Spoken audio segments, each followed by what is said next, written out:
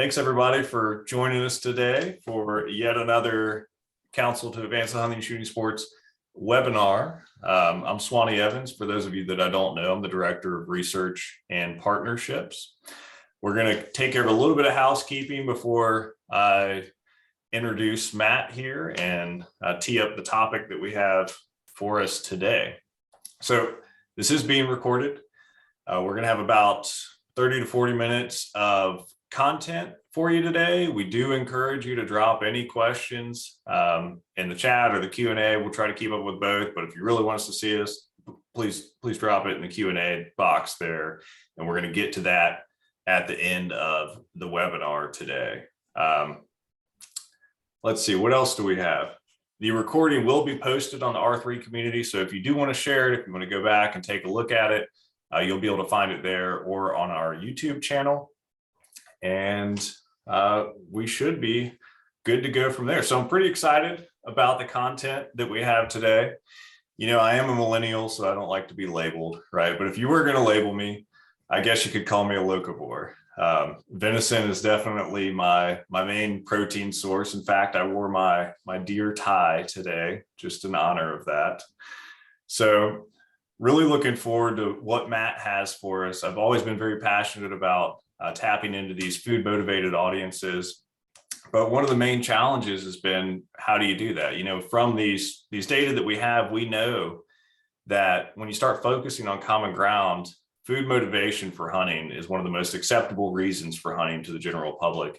And it's also a high motivating factor for existing base of hunters. As such, we also have a large contingent of people that are food motivated and are interested potentially in hunting or fishing. So the question then becomes, how do we get more programs around the country? How do we get the resources to those practitioners and volunteers on the ground that want to do a program targeting food motivated audiences?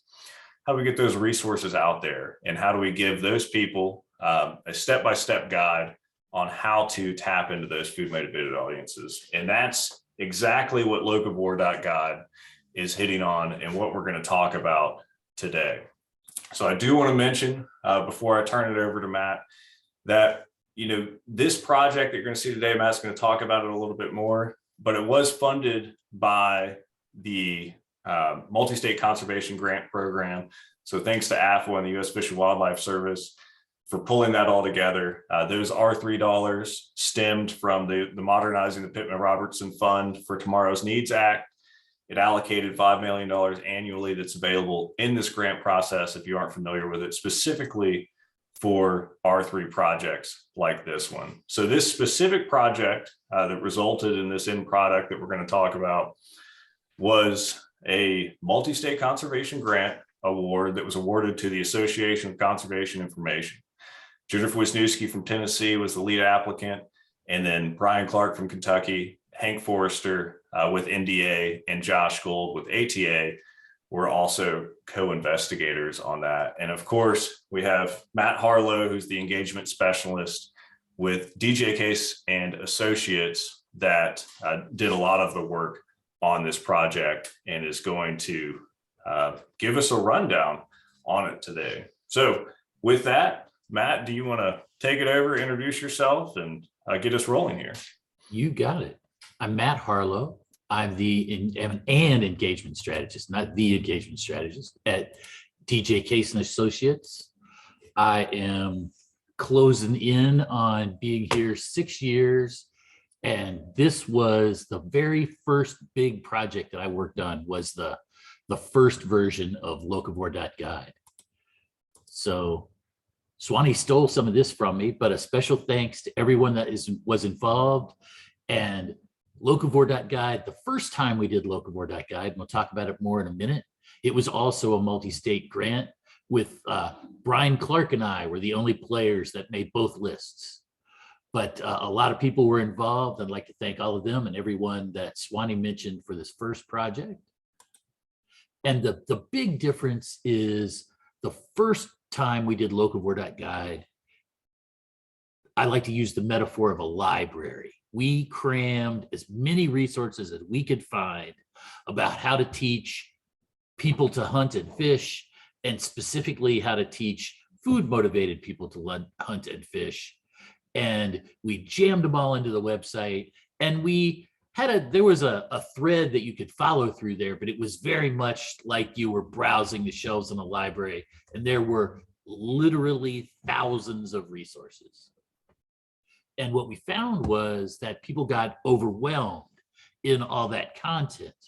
So we did a workshop in Utah, I'm going to say 3 or 4 years ago, and it laid the seeds of a new, more simplified, streamlined Locavore.Guide 2. And I'm going to try and get really fancy here and switch over to the web. And oh, you know what? It's not time to do that though. We'll do it again in a minute. Locavore.Guide 2, new website, much streamlined. I would liken it to a blueprint. After you do what Locavore.Guide asks you to do, you've got a blueprint for not just a Locavore program, but a Locavore program in the market you serve, with media and locations and everything figured out. So it really does walk you through a great process. How does it work? Now we're going to switch over. So this is the live website. It's really a simple website. It only has 11 pages, and each page is a chapter, a lesson, use whatever word you want to use. There's a short written description to explain why you should watch this video. There's the video. There's an exercise that you should do as you're watching the video. Q&A, if some people have had any questions. And then we kept the very best of the resources from the first iteration, but it's a much smaller collection of material. And we did away with things like how to follow a blood trail or how to pick your spinning rod. The things that the educators that are teaching these locavores already know. We decided we'd take that out and streamline on the how to get this material to this particular audience. So like I said, it just goes through each class, and we'll talk more about that in a minute.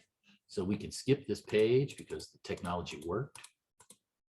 So the way it works though, is you watch this video, you complete the exercises, and the video actually says, stop the video now and complete the exercise. And then when you're all done, all these answers to these exercises become different sections in your plan.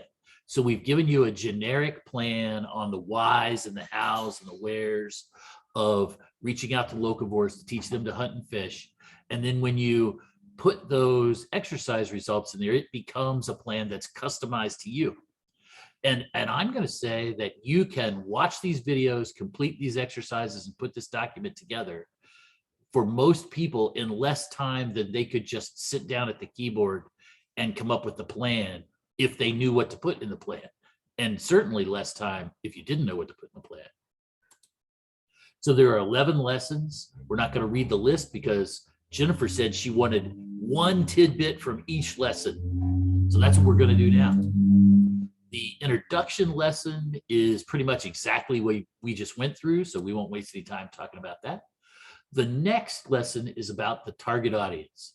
And what it does is it takes rafts and rafts of data about locavores, about new hunters, anything that we could find. We did focus groups, we did surveys, and it puts all those together into personas. And personas, what they do is they make all that data mentally accessible to you by sort of turning it into a person. And the biggest thing that you can do with these personas is ask, what's in it for me? So you've got this imaginary locavore customer, and you're getting ready to develop a program. If that locavore said, what's in it for me, and you can't answer that in a good way, then the program needs some work. Or maybe you're doing a flyer for the same program. And if that locavore, imaginary locavore, can see that flyer and not know what's in it for him or her, then that flyer needs some tweaking. So this is the first section, is target audience and personas. And there's a lot of exciting new information from another study that we did, we're going to cover later, that covers this persona issue in some real depth for food motivated hunters. Next is planning. And we go through the SMART objective system. So a good objective needs to be specific, measurable, attainable, relevant, and time-based. And a mentor of mine once said, if you aren't a little nervous after you read it, it's not a good objective. But what we do is we walk you through this process. And more importantly, we walk you through a process of listing out your objectives, checking if they fit, and revising them until all your objectives are SMART objectives. And that's going to help lay the foundation for all the other sections that we're going to cover here real quick. We talk about evaluation. We do pre-program assessments. We talk about pre-program assessments. We provide some examples. Post-training evaluation. So before you started, this is what your participants said. After they took the class, this is what they said. And most important of all, post-season evaluation. So a person decides that they would like to hunt because they want to consume local protein. First day of class, you have them fill out an assessment. After class, you have them fill out an evaluation. And maybe this is a deer hunting class and it ends in August. So obviously they could have purchased a license, but they can't have hunted and they can't have succeeded or not succeeded. So then you'd reach back out to them after the season. And we've got examples again of all of these types of surveys or evaluation tools from various organizations, and they're right in the resources. This is something that it took me 3 years to come up with this. I remember I went to my very first ACI, and instead of listening to my classes like I was supposed to, I'm scribbling in my notes, trying to figure out a hunting metaphor for marketing. And in the process of doing this Locavore training, it finally occurred to me that marketing is not like hunting. Marketing is like fishing.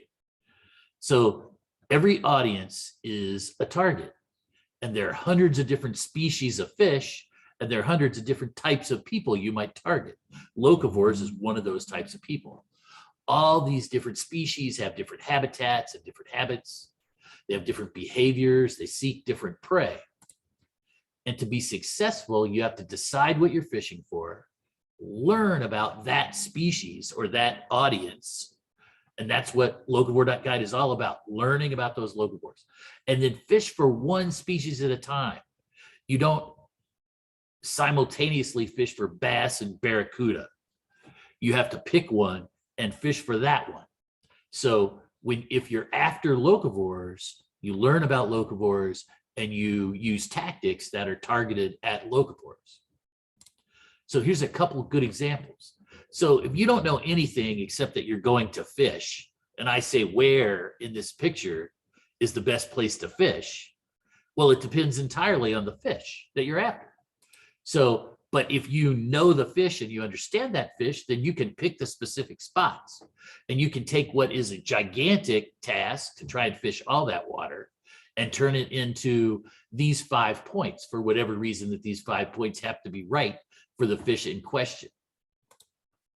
And then, so now you know where you're going to fish. Now you've got to create a message to put out there. And in this metaphor, your message is your bait. So how does a message work? Just exactly like a swim bait. It does something to get the attention of the fish, right? It moves, it makes a noise, it flashes. It does something to lull that fish from up next to a log to strike. Then when they see that flash and they look over there, it has to communicate something. In the case of bait for fishing, the communication is always, hey, that looks like food. And after that, there has to be some action they can take. Well, a fish obviously knows, right? If I see something and it looks like food, I'm going to try and eat it. But messages for people are not quite that simple. So you still have to attract their attention. You still have to communicate something for them. And then if they like what they hear here, you have to give them some clear next action to take. So if you follow these two principles of fishing where the fish are and attention, communication, call to action, your marketing for your Locavore program or any other kind of program will work. And that's the other thing that's great about this particular series is a lot of the principles are applicable for other things. If you wanted to concentrate on women or another target audience or converting bow hunters into gun hunters, you could use a lot of these same principles. So our other big principle here is we call them events. So imagine that you're going to take a class to learn a brand new thing. Now, a lot of us hunt and fish, so that's a bad example. So let's say you're going to learn to windsurf, right? So then you have to ask yourself, how long is it going to take? Will I be any good at it? Is it going to be embarrassing to learn, right? I don't have a windsurf board. I'm busy. I'm afraid of looking like an idiot or drowning or whatever it is that you're afraid of. I don't want to kill anything. That's hopefully not windsurfing. It's gross. Will I want to eat it? So these are the things that would keep you from just signing up for a learn to hunt class. So our philosophy here is use events to overcome those hurdles.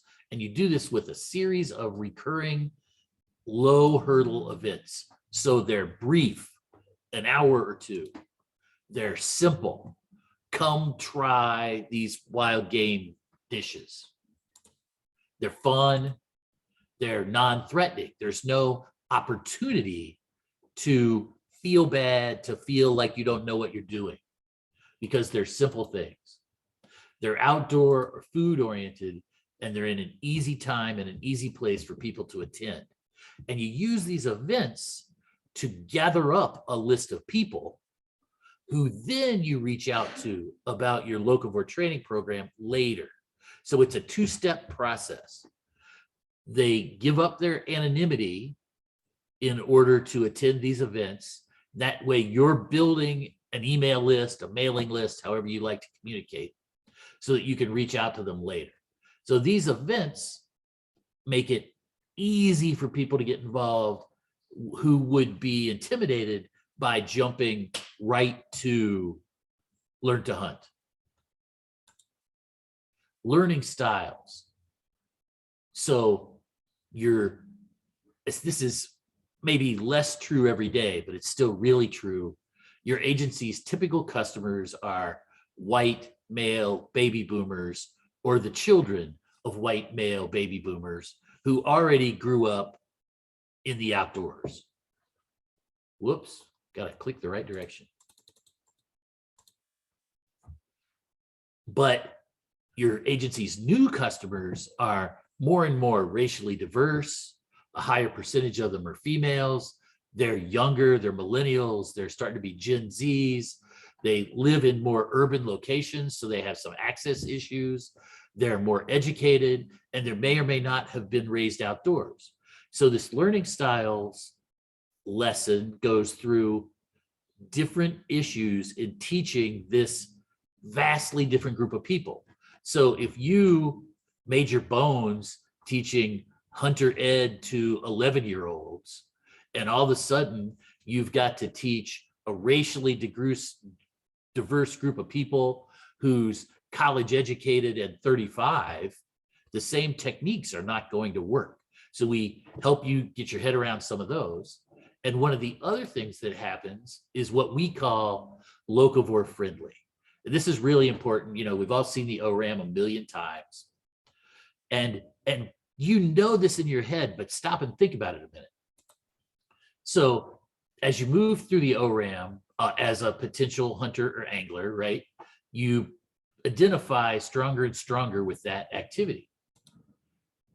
And the risk of your quitting drops the further along you are. But what that means is the time that they're spending in your training program is the time when they're the most likely to quit. So you need to make your program locavore friendly, friendly to people who did not necessarily grow up outdoors, have not necessarily hunted or fished. And you do that not by changing your curriculum so much as like smoothing out the rough edges. So what you want to do is you want to integrate some issues into your lessons. And the locavore friendly lesson runs through a lot of these issues. You want to casually address that issue and as a part of the material and not make it a big deal. And here's an example. So fear of becoming lost. A lot of people who have not had a lot of outdoor activity are afraid they're going to get lost in the woods. So I've got your curriculum that you've always taught people to hunt with. You need to just casually address this issue. So first you include navigation in your lessons. You add maps and GPS and compasses and things like that to your equipment lists. You discuss the pros and cons of those different methods. And you include some techniques that are suited for people with or without strong spatial skills. But you don't make a big deal out of it. You don't say, in case you're afraid of getting lost in the woods, or you big sissy, you're afraid to go out alone, or anything like that. You just casually put it in there. We did Nature of Americans. There are a great number of people who are afraid of the dark. So again, you add flashlights to the equipment list because you've got to be out there before the deer are out there, and you may not get to leave until after the deer are gone. So just casually add that in there, explain the reason, don't make a big deal out of it. You're just making it locavore friendly. Last big topic is social support. Why is it? Keep going backwards. So if you think about it, as back in the day, your dad, your mom, your Uncle Harry, your grandpa, somebody taught you about hunting and fishing. And if you weren't rolling out of bed at 4 a.m, somebody came along and kicked you out of bed at 4 a.m. And you got all the social support that you needed in the truck on the way there, at the dinner table, from your friends at school.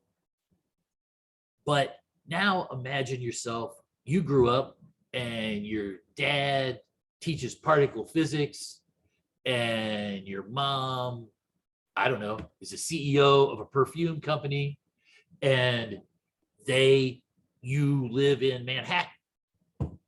So you have not had an outdoorsy life. So what we're trying to do here is add that social support back into your teaching methods and your plan for the way you handle your students so that they get that support, because that support's really crucial to make it through these first steps. So first, we talk about how to add social support in the classroom, in the way you teach, the kind of exercises you do, things like that. Creating hunting and fishing buddies. They're in a room with 20 or 30 people like them. Try to hook them up with each other, send them out on assignments together, put them in group exercises in class, try to make friendships that then can continue into the field after they graduate. But also you need to continue to be, probably largely through email, a social support mechanism for those graduates. So that's social support. The social support is the last of the real content lessons. Then the very last lesson is next steps, and it talks about this cutting your exercises into your plan. And with that, we're ready for the sneak peek.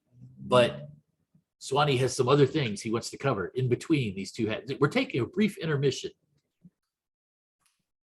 All right, brief intermission. I like it. How did you know I had an Uncle Harry? Anyway, so, Matt covered what's available here in kind of the version 2 of Locavore.Guide.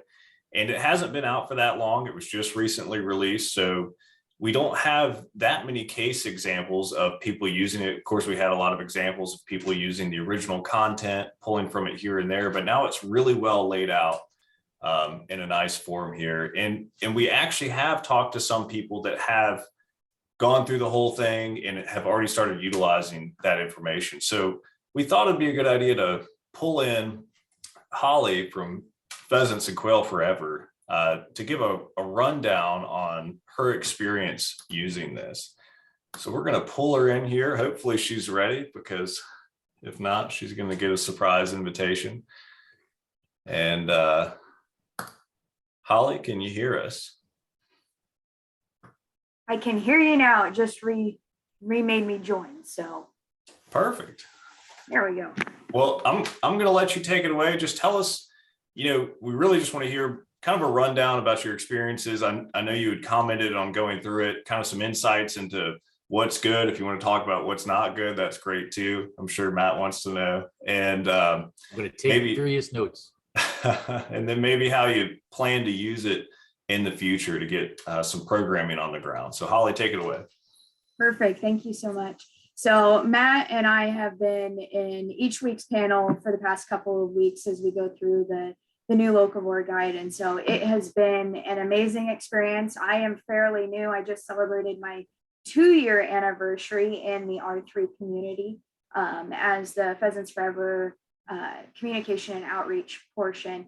And so I was attracted to it because of my R3 duties and helping with youth mentor hunts and developing programs here in the state of Nebraska to help engage people in the hunting community. And then I'm a partnership position with our state agency, the Nebraska Game and Parks Commission.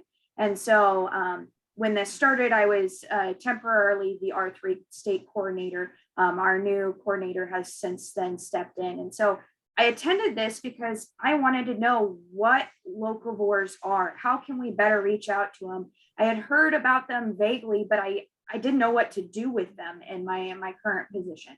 And so when the Locavore.Guide version 2 came out, I jumped on the instant it came available and started to really work with it. And so it was fantastic because it's everything that Swanny and Matt have been discussing. It helps you understand the locavore audience better than what we've traditionally held. We are always looking for more information on how to better reach audiences, especially with our declining hunting and angling and shooting sports populations. And this is a great way to start looking at those new audiences that research is showing that they're there. We're just not providing the best communication. And this is a great way to learn how to better develop yourself so that you can. One of the best parts that I loved about it is that it's self-paced. This is not something that you have to jump on and do every Tuesday or every Wednesday. This is something you entirely do on your own. With the exception of the past couple of weeks where we've had the actual panel discussions with Matt and his crew where we could jump in and ask questions. It is entirely self-paced. The videos are about 15 minutes. Most of them are even less than that. And then as Matt talked about, you stop the video and then participate in activity where you build upon what you've learned in the presentation, what you've maybe read in some of the extra resources that are available. And I don't think I spent more than 20 minutes on the activities. There were a few that I went a little bit overboard in, and it's just because I'm nitpicky, but very quick activities that help you redevelop your thinking in order to reach these communities. And so fantastic to do, great thing to really latch onto those locavores and work through. And I think, Matt, did we record the lunch webinars? Are those going to be posted or?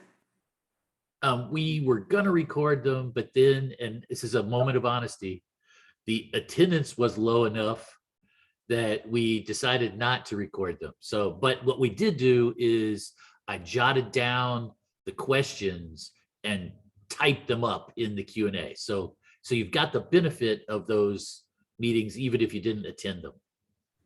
Perfect. So there were some great questions that came out. I know there were a few things that we adjusted that we found out that as we were navigating a link here or there didn't work, but everything should be good to go now through the discussions that we went through. And my current plan, just to kind of wrap up this discussion on my end, is being in this partnership position with the Nebraska Game and Parks Commission and working with several other conservation organizations, rather than trying to develop our own locavore, we're actually trying to build a multi-conservation organization locavore workshop where each organization will jump in at different opportunities for the different species. And so we're not reinventing the wheel every time with a new organization. We're going to be able to bring everybody together and provide a year worth of, whether it be foraging for mushrooms or wild asparagus, to even more of the hunting and angling opportunities. And so we'll utilize that and bring the conservation organizations together to focus on a united front. So we're currently in discussion with that. Should really start to develop something within the next few months as we bring the rest of the conservation organizations together, and hopefully within the next year launch a new series so we can start doing it. And series is vague, as Matt and I have discussed. We don't want to call it a series because they don't have to attend every one. It's mainly a series based on the people that will be presenting these courses and the conservation organizations working together. So that's pretty much all I had, but I thought it was a great opportunity, and I appreciate you guys letting me hop in and kind of discuss how I thought the class went and how much I appreciated the opportunity to do this. Thanks, Holly. We appreciate you providing some insight. Just out of curiosity, it sounds like you did it in parts, but if you had to guess, how long did it take you to get through the whole process, exercises included? Because I was doing the panel discussions, I paced myself to do it once a week. So there's 11 roughly chapters. And so it took me probably 12 weeks, but I wouldn't say more than 12 hours maximum. And that's just because I space stuff out. So it really doesn't take much time at all to complete the course. Perfect. Matt, do you have anything else for Holly? Not so much for Holly, but a couple of the things that other people pointed out in the Q&A is the other nice thing about this modular concept is, say that you're in a lucky enough position that your organization has a communication staff. You can point them at certain lessons, like the persona lesson, so that they can learn about the audience without themselves having to take the entire thing. Or if you've got someone who's going to do events for you, they can watch the events section, or you could go back and bone up. So there's a lot of advantages to this self-guided format, even over virtual live. Okay, great. Thanks, Holly, again for jumping in with us. We might, if you can stick around, we might pull you back in if anybody has any questions here at the end. But for right now, I'm going to kick you back out. All right, good deal, Matt. You were teeing up something that looked exciting on the screen. There was a big I tried to make it look explosion. exciting. Now, is it really exciting? That's the big question. That's my excited. Q&A. Okay, so one of the things that was amazing to me is I came from the ad agency world when I joined DJ Case, and I watched what was happening in R3. And if you were thinking about who you were talking to at all, you were thinking about them as a sort of an average of all hunters, as opposed to new hunters. And you're going to target people that are like new hunters. So the goal of this project was to develop a target audience segmentation for new hunters. So what we did is we talked to people who had purchased a license for less than 5 years and did not hunt frequently as children. So the goal here is, this is what a new adult hunter's like, not someone who hunted for 25 years and went away for 2 years and came back. We did focus groups. After those focus groups, we did an online survey. And from that online survey, we were able to develop 4 segments, 2 of which we're going to talk about today. So the first segment, in no particular order, the segments were family firsts. That's 22% of the people we talked to. They hunt to spend time with their families. And this is the most female segment of all the segments in our segmentation at nearly 50% female. Next are the self-sufficients. That's 31%. They hunt for meat, but they hunt for meat not to save the planet like a locavore does, but to become more independent so that they don't have to rely on farms and stores and big ag and big box retailers and all those sorts of things to come up with their food. Survivalists is too strong a word, but they lean in that direction a little bit. Locavores, they were only 16% of the people, but this locavore is defined as someone who will only eat things that come from 100 miles of their home, with the goal being to lower their personal carbon footprint. So you think about it, a banana that came on a ship from South America to get put on a train, to get put on a truck, to show up at your grocery store, has a pretty big carbon footprint for, half of your breakfast. So that's a locavore trying to avoid that. And one great way to do that for your protein is to hunt. And then the last, again, in no particular order, are recreationalists.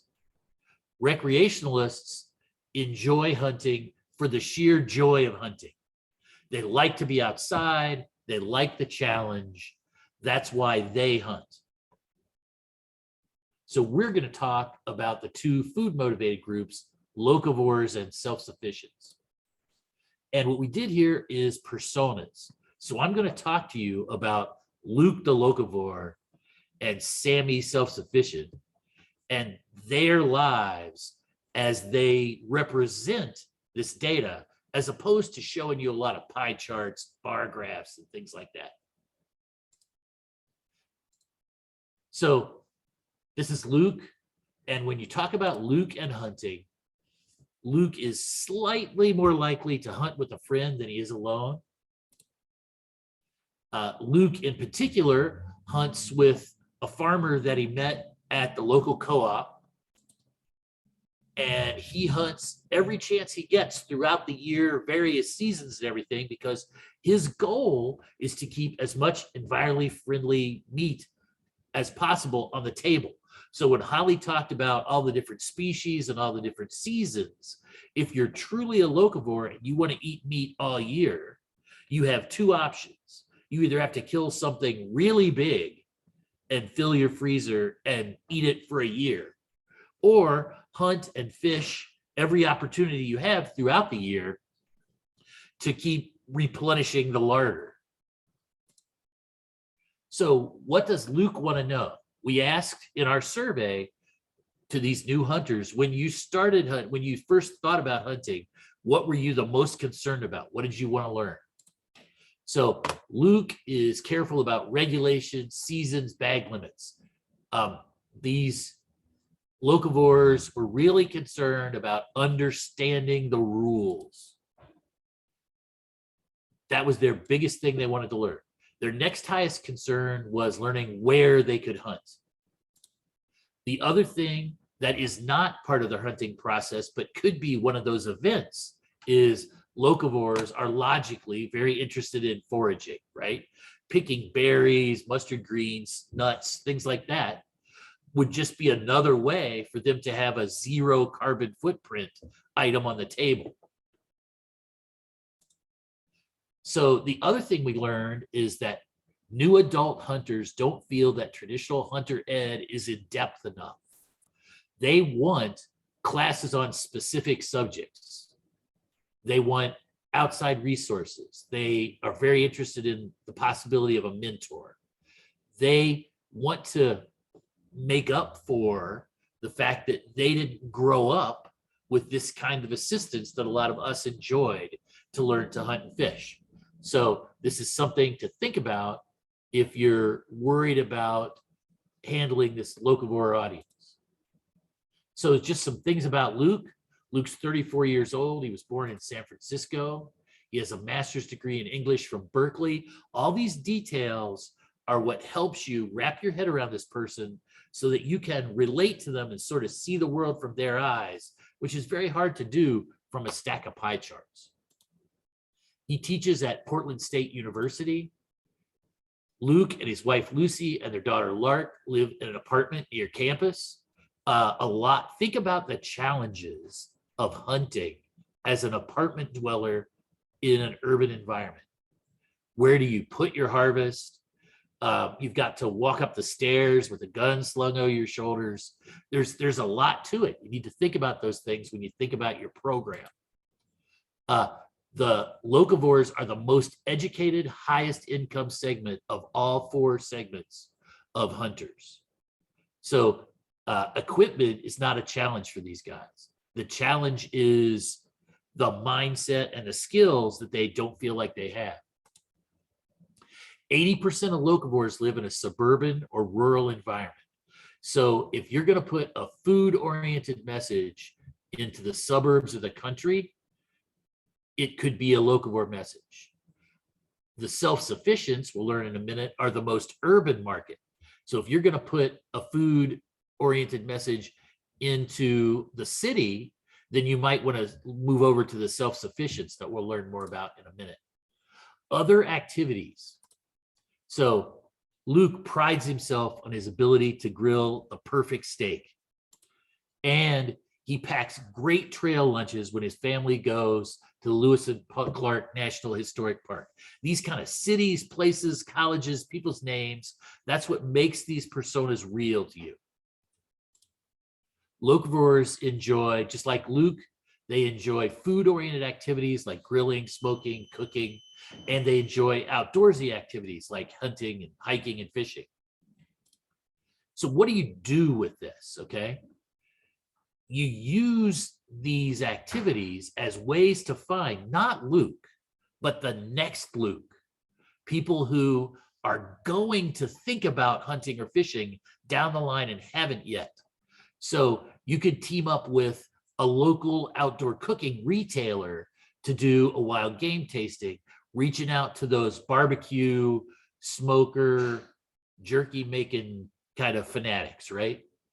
You could post flyers on the trailhead bulletin board at a local hiking or backpacking trail.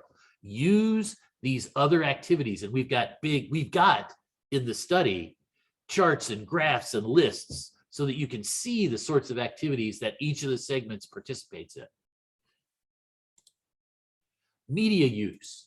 So locavores like Luke, they watch YouTube and they visit websites for information on the environment, on cooking, on outdoor how-to videos. They're very interesting people in that we know that they're interested in 2 things. They're interested in food and they're interested in the environment. So you can use that juxtaposition to reach out to them. Put food-oriented messages in environmental-oriented media and environmental-oriented messages in food-oriented media. So if you were watching the Food Channel and a commercial came on about saving the universe by the way you eat, these are the people that would tune to that right away. So it's this kind of insights that the personas help you to develop. The other thing is food co-ops, farmers markets are great locations to try and find locavores. A self-sufficient might not feel the need to go to the farmer's market because that isn't self-sufficiency. Gardening yourself is self-sufficiency. So, but locavores, these are great places to find them. Maybe you do hand out samples at the farmer's market. Maybe that's a way that you could reach people. So this is Sammy Self-Sufficient. He has some different motivations. So when Sammy hunts, he tends to hunt alone because filling the freezer is more important to him than socializing. The family first people never hunt alone because socializing is more important than filling the freezer to them. So Sammy, though, would rather go out by himself and further ensure his success or have more chances to go, whatever the reason is. Sammy tends to hunt alone, and so did the other self-sufficients. So what does Sammy not know? Sammy and other self-sufficients are also, it's important to them to understand the regulations. They want to become better hunters. So they'd like to know about hunting techniques and potentially better places to hunt. So these 3 issues were the top 3 issues for every group. The locavores were more concerned about where to hunt than they were hunting techniques, and it's vice versa for the self-sufficients, but regulations is what scares everybody. I guess that's what they're for. So to become even more independent, Sammy'd like to know where to forage. And again, he has the same issues with adults as an adult with Hunter Ed. He wants this specific, much more in-depth material. So a little bit about Sammy. Sammy's 36 years old. He's from Lee's Summit, Missouri. He's got an associate degree from the Aviation Institute in Kansas City. But he's the head of maintenance now at Jet Midwest, also in Kansas City.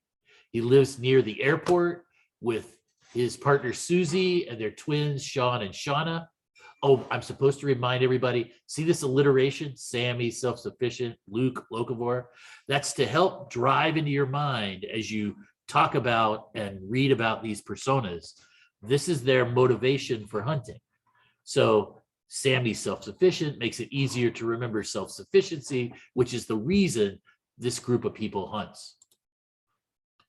Sammy and Susie also own some land on the Little Blue River where they hope to build a cabin someday. This is the least educated, or this is a less educated group than the locavores with lower incomes. They're also the most urban segment. So if you were going to play a food motivated message into an urban environment, it might be better if it's about self-sufficiency than it's about reducing your carbon footprint. Other activities, Sammy enjoys activities that add to his independence. So he likes to target shoot, he likes to grill and cook, he likes to fish. These are the kinds of things that he would enjoy doing if he isn't hunting. So again, you could use these activities to find the future Sammys. Look for anglers who also show up at state shooting ranges. Advertise on YouTube videos about shooting and grilling and smoking meat and fishing. Partner with gun shops or shooting ranges. Use what we now know about Sammy and his friends to find them prior to the time that they decide to hunt and to start to sell them on those events we talked about earlier.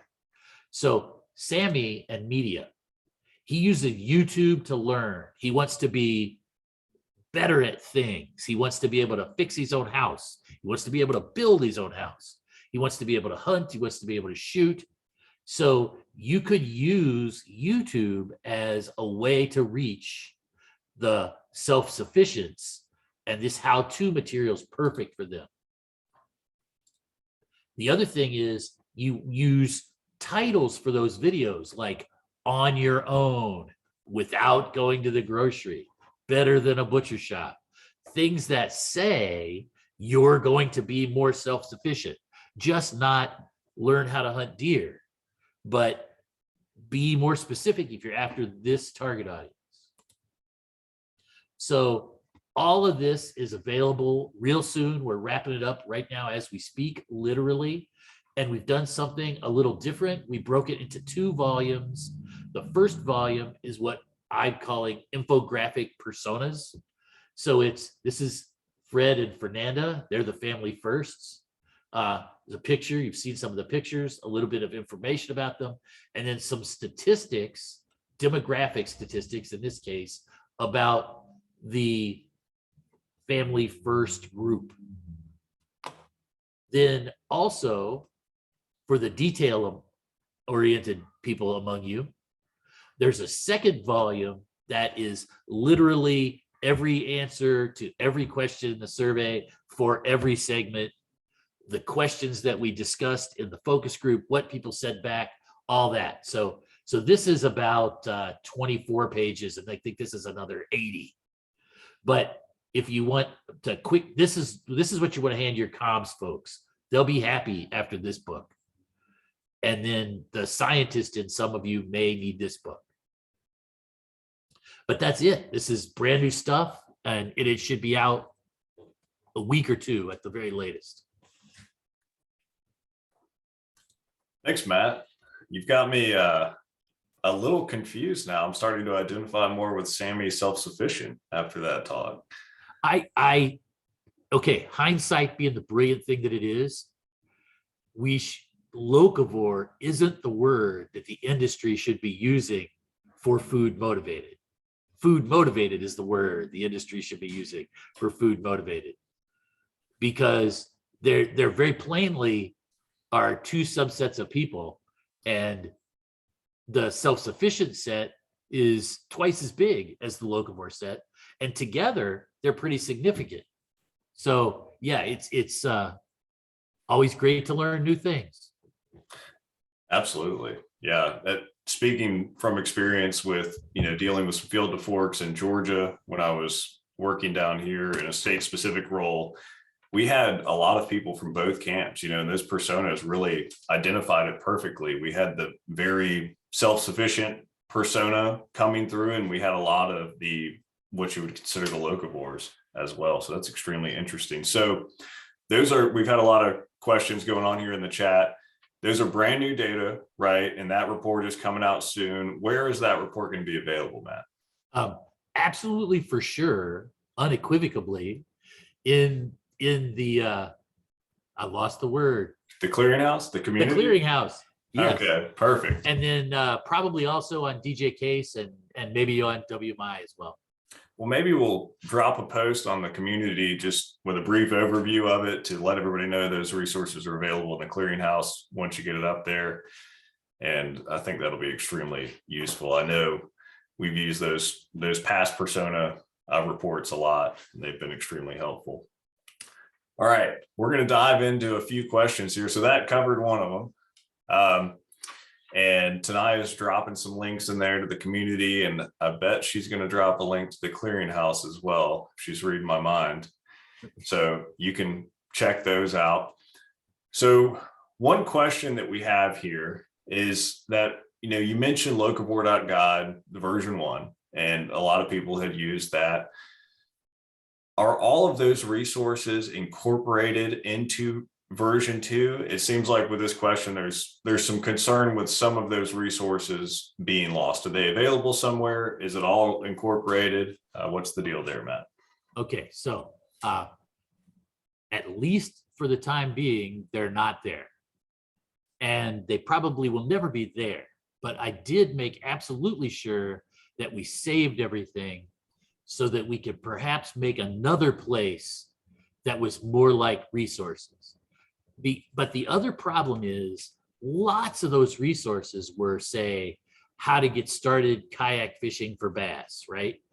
It was YouTube videos, it was web pages, it was a lot of fluid content that's constantly a pool that's growing. And it's pretty much just as easy to search the web for that information as it is to follow the link that we gave you. But what we tried to do here is we had to trade having a lot of resources for having that super simple, intuitive experience that Holly talked about. You can't wade through 3,000 links as easy as you can wade through 105. I made that 105 number up. I really don't know how many there are, but we streamlined the experience a lot. But if anybody has any ideas, I would love to work on another project to corral all those how-to things. What was interesting is that we had Pinterest boards and YouTube videos and all kinds of things. And I would see every night, different people pinning the things we had pinned, binging through on my phone. But it was always end users. It was never anyone from the R3 community. It was just different people that wanted to learn about catfishing or following a blood trail or whatever the thing is that they happen to look at. Okay, great. Bobby Jones has commented in here and said, I think this is in relation to the Locavore versus Food Motivated. Time to rebrand for version 3. Food-motivated.guide. Oh, there we go.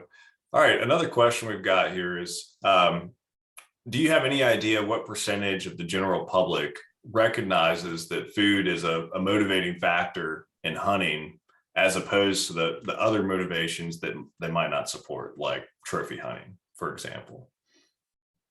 To literally say I have any idea of the percentage, no. It's very interesting, and we're working on another project now where we did a very similar thing with hunters and anglers from Missouri. And it's the whole concept of food in relationship to hunting and fishing is very different, in the sense that there's no such thing as catch and release hunting. So there are people, we all know people, who fish with the concept of catch and release purely as a form of recreation. And even you can be fishing furiously for species A to eat them, while catching and releasing species B, C, D, E, F. So it's interesting in the fact that, say that you're a family first and your real motivation is to be out with your family, but the concept of eating it is a reason or a justification for the activity. So it's a very interesting thing to play with. And I wonder if some of the work on acceptance of legal hunting, those type surveys that go out to everyone, would be a good place to dig for that sort of information. Probably But I can say from some other work we did, you sure don't want to talk about trophy hunting. Even if you were going to eat every tidbit of that animal except the part you hung on the wall, you don't want to call it a trophy buck. Call it a big buck, call it a mature buck. Stay away from that word trophy. Absolutely. I'll first just say there's no such thing as catch and release fishing in my book. You know, they always make it into the cooler at some point, but we're legal, of course. I have to give that disclaimer. So I'll tack on a little bit to that, just so we have a clear idea of what we're talking about here. So it doesn't exactly answer the question, but we do know that there's extremely high public approval for hunting for the meat. You know, we're up in the 85% range of the general public approving of hunting for the meat as that being a primary reason or motivation. We also know that when we look at data specific to hunters and surveys that have been done there, they also, one of the highest motivating or one of the highest approval factors as far as reasons for hunting is for the meat. Among both groups, hunters and the general public, it dramatically plummets when you start talking about the primary reason for hunting being trophy hunting, like Matt said. I mean, you're down into the 20 percentile range. So it's something that we really have to keep in mind. And food is truly one of those, you know, in this polarized world that we live in, we're always searching for common ground, and food is definitely common ground for this activity. And a motivating factor, a partial reason, whatever it might be, everyone seems to approve of hunting for food. So definitely something we should keep in mind moving forward there. Okay, we're going to try to wrap up here in just a second, but we'll hit a couple more questions. Is there a resource like this for other types of motivated populations, such as shooting sports? So Southwick for, I can't remember who he did it for, but they did personas for shooters, for gun purchasers, actually. And there were some segments that were about shooting. There was a segment about hunting. And then obviously, when we finish our report, there's the family motivation and the fun motivation. segments for hunting as well. So there's some material out there, and then Southwick also did a persona program on fishing that they just wrapped up, I don't know, like a year ago, and we've integrated a lot of that into the Missouri angling segmentation that we're working on right now too. Okay, great. Yeah, for everybody listening, the report that Matt's referencing on Southwick was the 2020 Firearm Consumer Personas report. So that was done in partnership with NSSF, the National Shooting Sports Foundation.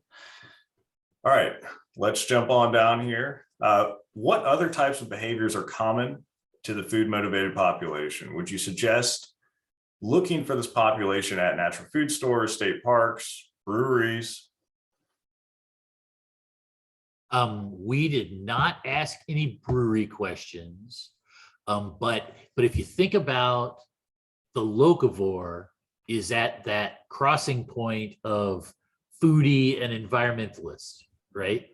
So a brewery, a natural food store, a local, any opportunity to buy local food, that's going to appeal to that crowd. And then all of these hunters we talked to were outdoorsy people.